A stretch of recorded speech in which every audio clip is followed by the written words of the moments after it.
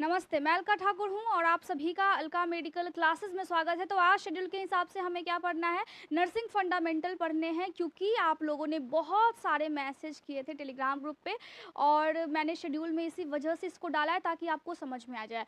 तो पहले वाले लेक्चर में हमने ये समझा था कि अगर कोई व्यक्ति है तो कैसे हम समझेंगे वो जिंदा है या फिर मर गया, किन 5 चीज़ों को हम चेक करेंगे, उनको हम वाइटल साइंस हमने उनको कहा था। ठीक है, मैंने आपको बताया भी था। तो वो लेक्चर फर्स्ट था और ये नर्सिंग फंडामेंटल का सेकेंड लेक्चर है। ठीक है, लेक्चर सेकेंड। तो ये दूसरा लेक्चर है और दूसरे लेक्चर में हम क्या बात करेंगे, बुखार किस किस को लगता है। आप में से बहुत से लोगों या फिर सबको एक ना एक टाइम साल में 1 बार 2 बार 3 बार बुखार तो लग जाता है। सर्दी का मौसम आता है तो स्टार्टिंग में बुखार लग जाता है, सर्दी लग जाती है, छींकें होती हैं और हल्का हल्का अंदर से कभी कभी फीवर भी होता है।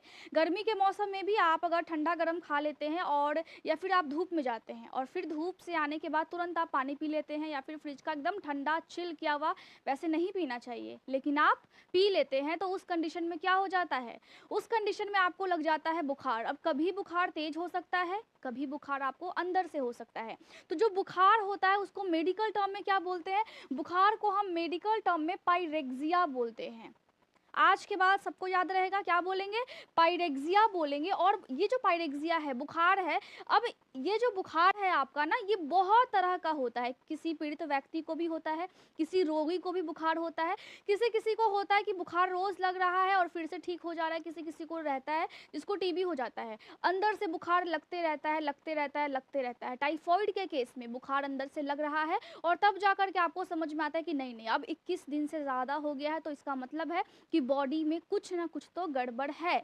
ठीक है, तो यहाँ पर जो पाइरेक्सिया हुआ है, जो बुखार आपको लग रहा है, तो बुखार को हमने क्या बोला, पाइरेक्सिया बोला। तो बुखार भी अलग अलग टाइप से होता है। एक तो ये होता है, नॉर्मली हम इस टॉपिक को क्या बोल रहे हैं कि टेम्परेचर का वेरिएशन हो रहा है। मैंने आपको पहले भी ये समझाया है कि बॉडी के अंदर यानी कि एब्डोमिनल कैविटी वाले एरिया में अंदर का जो टेम्परेचर है, जहाँ पे ऑर्गन्स रहते हैं, उसका टेम्परेचर कुछ और होता है, वो कांस्टेंट होता है। लेकिन बॉडी के बाहर जो स्किन है उसका टेम्परेचर क्या होगा, उसका टेम्परेचर भी कुछ और होगा। अब उसका टेम्परेचर जब कुछ और है तो यहाँ पर हम बाहर वाले टेम्परेचर की बात कर रहे हैं। किसकी बात कर रहे हैं, हम यहाँ पर बाहर वाले टेम्परेचर की बात कर रहे हैं। और ये जो बुखार आपको लग रहा है, ये जो बुखार है, ये बुखार बहुत तरह का होता है। कभी कभी मैंने बताया आपको, किसी को दिल की बीमारी है, अब दिल में क्या हो जाता है मैं अभी तुरंत बताऊंगी। ठीक है, अब क्या है, किसी को दिल में प्रॉब्लम है, उसको भी बुखार लग रहा है, किसी को टीबी है उसको भी बुखार लग रहा है,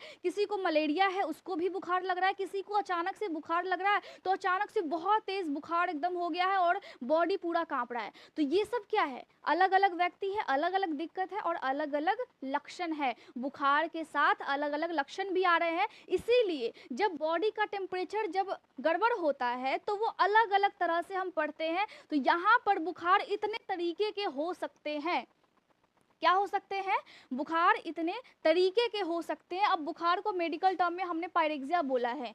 जो सिंपल बुखार होगा इसमें भी प्रकार है, इसमें जो प्रकार है वो एक होगा माइल्ड, ठीक है, एक होगा आपका मॉडरेट, मॉडरेट और एक होगा आपका सीवियर।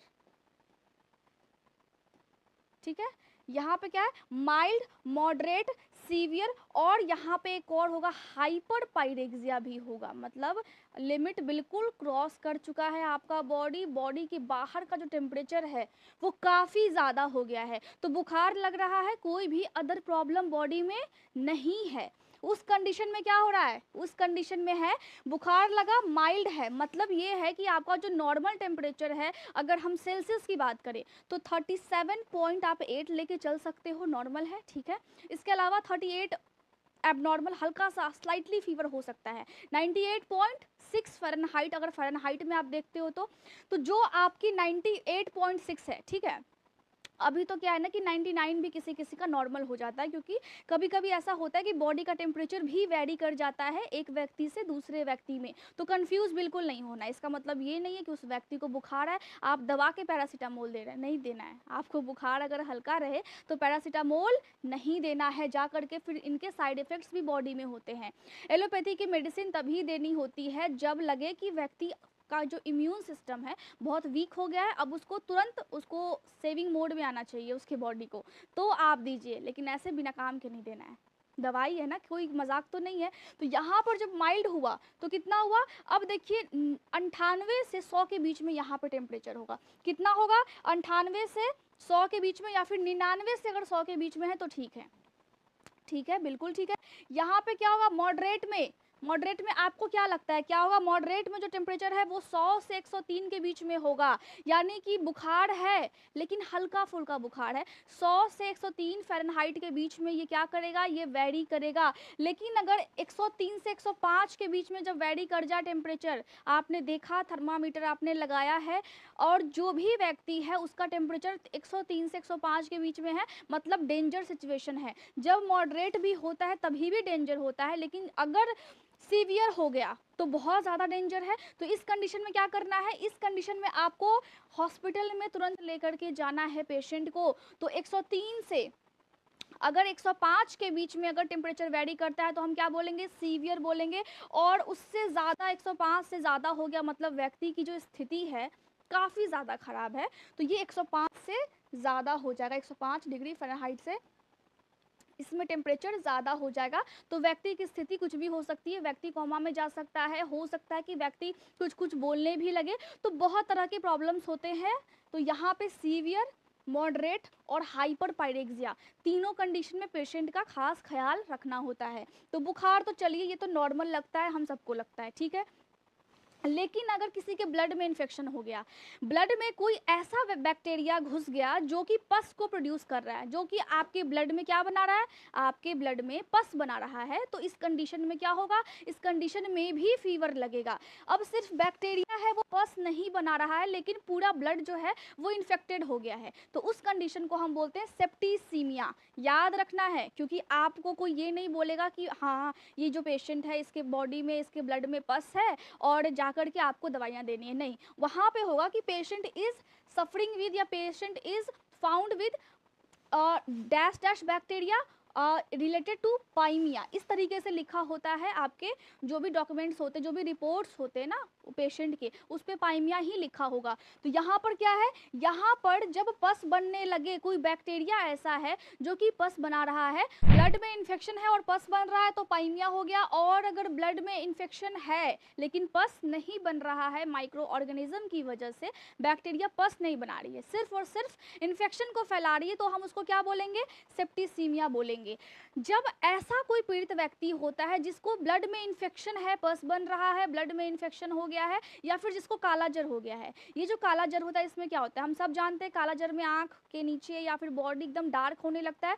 क्यों होता है, क्योंकि बॉडी के अंदर खून बचता ही नहीं है, बहुत कम ब्लड हो जाती है, ठीक है।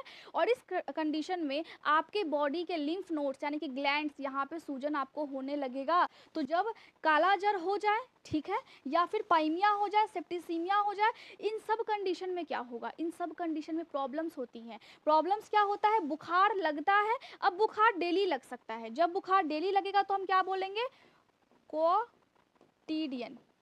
जब बुखार डेली लगेगा तो हम क्या बोलेंगे, क्वाटिडियन बोलेंगे। और मलेरिया में भी इस टाइप का बुखार लगने लगता है, उसको हम इंटरमिटेंट फीवर बोलते हैं। या तो बुखार डेली लगेगा, इन सब कंडीशन में या तो बुखार डेली लग रहा है या बुखार एक दिन बीच करके लग रहा है। जब बुखार एक दिन बीच करके लगेगा तो हम उसको बोलेंगे टर्शियन, टर्शियन, ठीक है। जब बुखार एक दिन बीच करके लग रहा है तो हम उसको क्या बोलेंगे, टर्शियन बोलेंगे। लेकिन अगर बुखार हर तीसरे दिन लग रहा है तो हम उसको क्या बोलेंगे, हम उसको बोलेंगे क्वार्टन, क्वार्टन।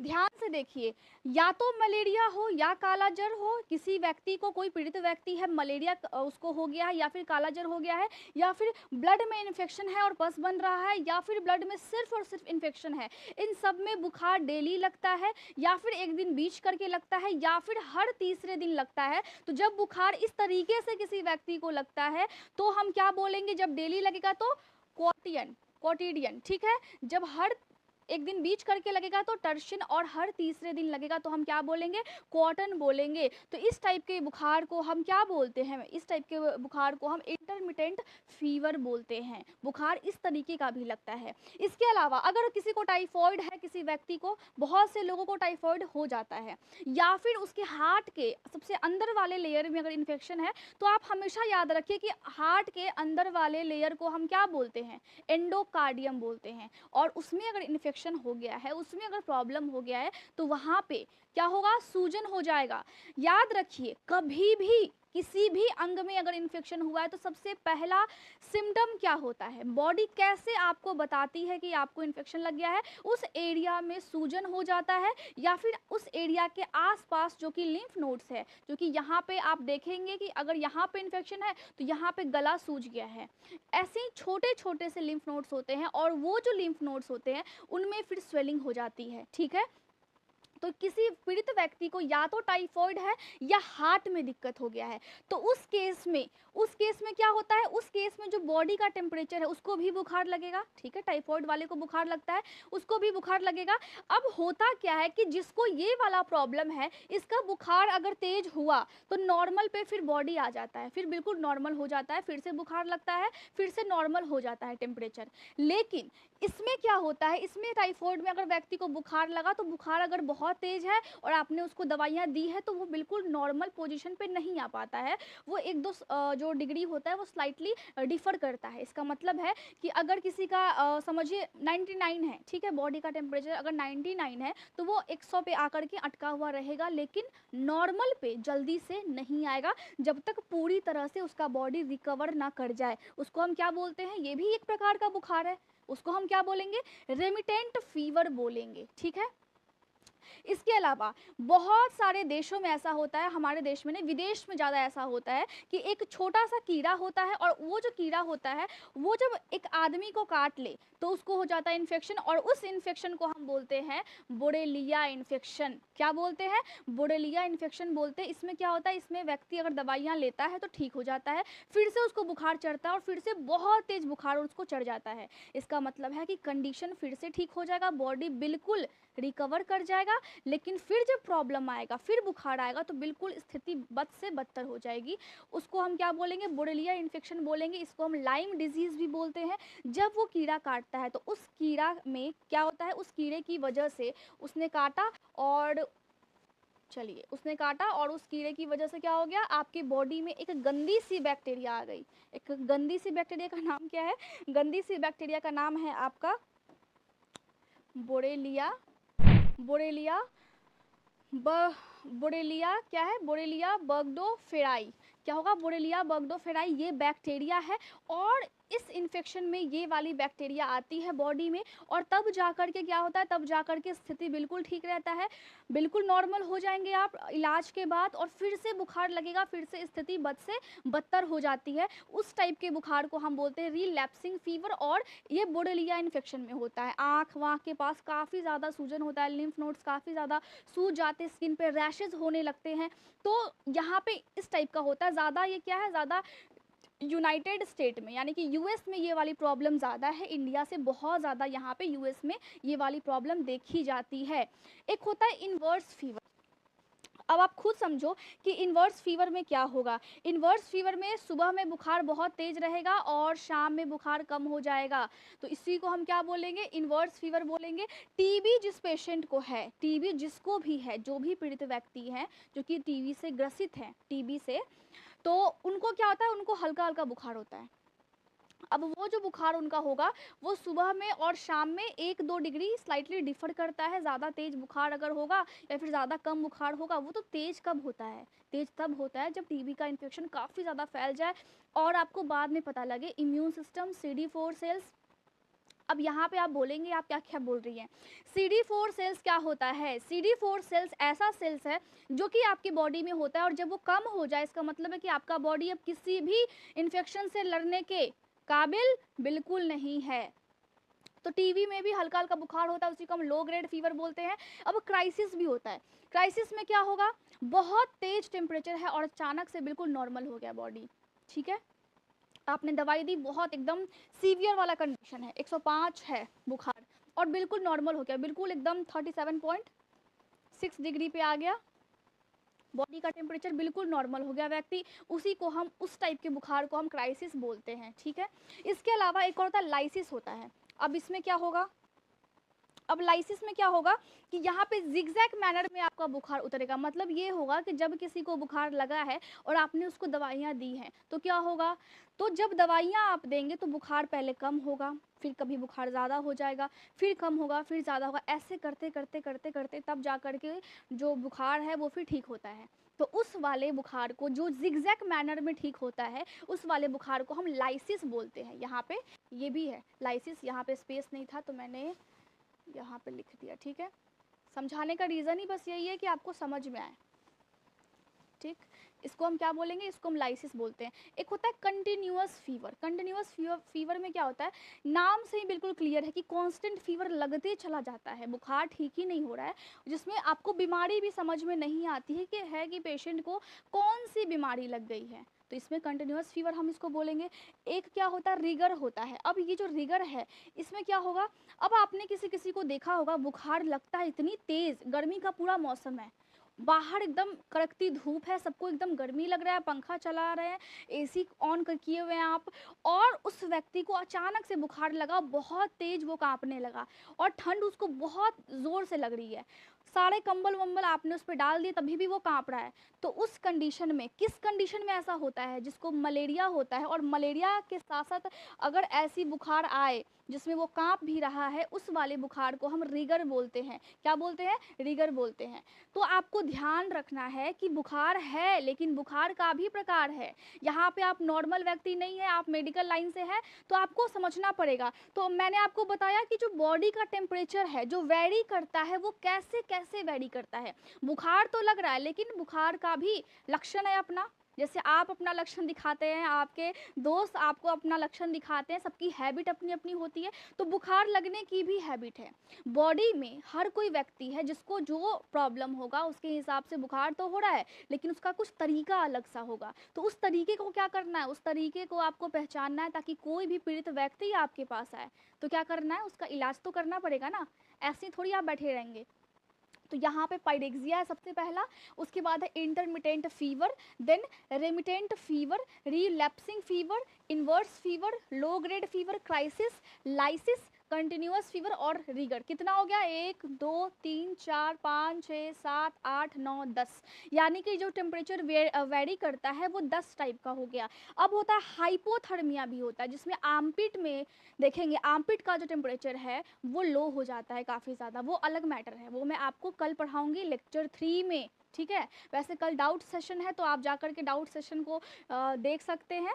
तो कल आप टेलीग्राम ग्रुप पे आज जो भी मैसेज आप करेंगे मैं उनको नोट करूंगी, और जो मुझे लगेगा कि मुझे बताना है आप सबको, संडे को हम डाउट क्लियर करेंगे, ठीक है। कोई एक टॉपिक उठाएंगे और उस टॉपिक को हम अच्छे से डिस्कस करेंगे, आपस में बातें करेंगे। तो डाउट सेशन संडे को है और ये सिर्फ और सिर्फ आपके लिए है। आपको कोई भी डाउट होता है टेलीग्राम ग्रुप पे मैसेज आप कीजिए, और अगर वो डाउट क्लियर नहीं हो पाता है मैसेज से, फिर मैं उसको संडे को आपको बताऊंगी कि किस तरीके से आपको क्या चीज़ें करनी है, और ये टॉपिक है आपको नहीं समझ में आया तो मैं आपको पर्सनली वैसे बता सकती हूँ, कोशिश करती हूँ कि मैं आपको बता पाऊँ।